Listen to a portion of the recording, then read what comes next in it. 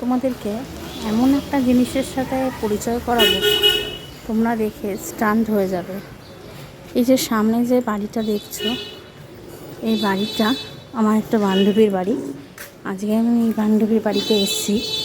এবার তুমি বলো যে কেন তোমরা স্টান হয়ে যাবে। সেটা হচ্ছে, বাড়িটি হচ্ছে 100 বছরের পুরনো, 100 বছর বয়স বাড়িটি। বুঝতে পেরেছ? দেখো হরিবাবরা,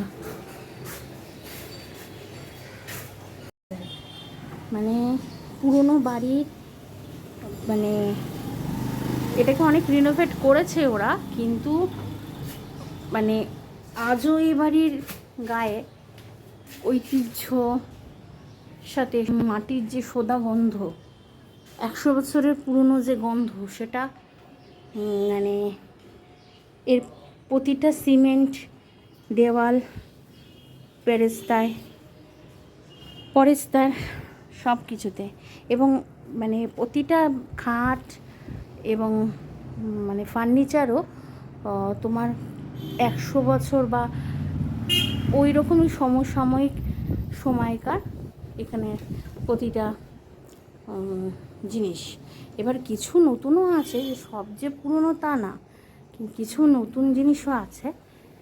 আমি আমার বান্ধবীর থেকে পারমিশন নিয়ে, দেখেছো মানে কত পুরনো, মানে দেওয়াল, আলমারি, এই খাট, মানে সত্যি এই জিনিসগুলো, মানে এই কড়িবকরার তো মানে আমি তো পুরো এসে অবাক হয়ে গেছি যে সত্যি মানে এই সব বাড়িতে থাকতে এত ভালো লাগে।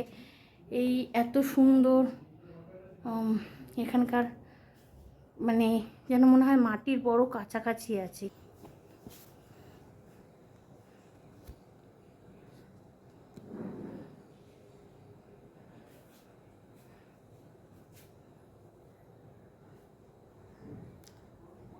এই যে দেখো সিঁড়ির ওখানে জানলা,